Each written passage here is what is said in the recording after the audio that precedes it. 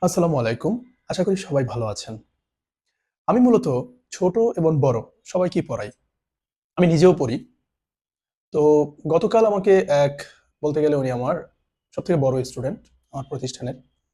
তো উনি আমাকে বলল যে, "স্যার আমার না ইংরেজি শেখার খুব শখ।" তো আমি বললাম, "ভালো তো।" বলে, "আরে কেন যে আসলে ইংলিশে কথা বলতে পারি না এটাই বুঝি না।" আমি বলি, "বলা শুরু করে দেন, তাইলেই পারবেন।" বলে, "স্যার এমন কোনো কোর্স আছে যে একবারে ২ মাসের মধ্যে ইংরেজি শিখে ফেলবো?" আমি বলি, "না। ইংলিশে কথা বলতে হলে সর্বপ্রথম যেটা দরকার, যিনি শিখতে চাচ্ছেন, আগে আপনার ডেডিকেশন থাকতে হবে। আপনি যে কাজটা করতে পারেন, আপনি রিয়াল লাইফ আপনার ট্রান্সলেশন করে ইংরেজিটা শিখতে পারেন। কিরকম? এখন এখানে আমি কিছু এক্সাম্পল লিখেছি।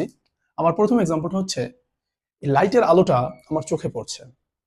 আপনি এরকম কারণ আমরা কিন্তু যখন কথা বলি, কথা বলার ক্ষেত্রে কি আমরা মানে বইয়ের যে ভাষাটা, এটা কি সবসময় আমরা ইউজ করি? করি না। আমরা হঠাৎ বলতেছি, "এই কই যাচ্ছিস?" বলি না? দোস্ত আর বলিস না, দিনকাল ভালো যাচ্ছে না। রাস্তার পাশ দিয়ে হাঁটাই যায় না। ভাই আপনি ধাক্কা দিলেন কেন? আরে দূর দিয়ে যান, সমস্যা কি? ঠিক না? ভাই চলেন, চা খাই। তো এই যে কথাগুলো আমরা যে বলি, এই কথাগুলোর কি ইংলিশ ট্রান্সলেশন আমরা পারি? আমরা শুধু বইয়ের ভাষায় শিখতেছি, ঠিক আছে। কিন্তু রিয়াল লাইফ আমি কতটুকু এপ্লাই করতে পারি? ওই অ্যাপ্লিকেশনটা শিখতে হলে আপনাকে রিয়াল লাইফ ইংলিশটা শিখতে হবে। মানে বিষয়টা হলো যে আপনার ব্যক্তিগত লাইফে যেই জিনিসগুলো ইউজ করেন, ওই জিনিসগুলাই কি আপনি কি করবেন? ট্রান্সলেট করবেন।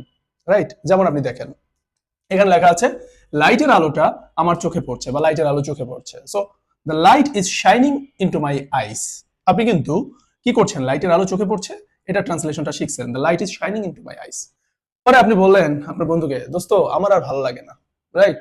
পৃথিবীতে থাকতেই মন চায় না। তো দোস্ত আমার আর ভালো লাগে না, এই যে আমার আর ভালো লাগে না, এটার ইংলিশ কি? I don't feel like it anymore, অথবা I don't enjoy it anymore.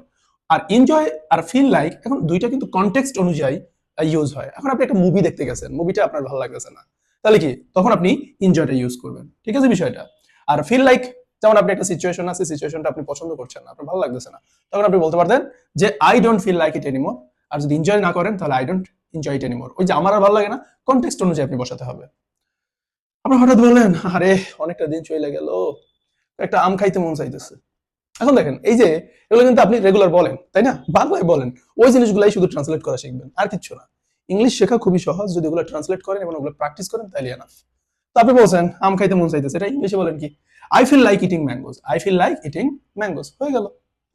সর্বশেষ আর একটা, আমার একজোড়া নতুন জুতা লাগবে। তার মানে কি এটা ইংলিশ কি? I need a new pair of shoes.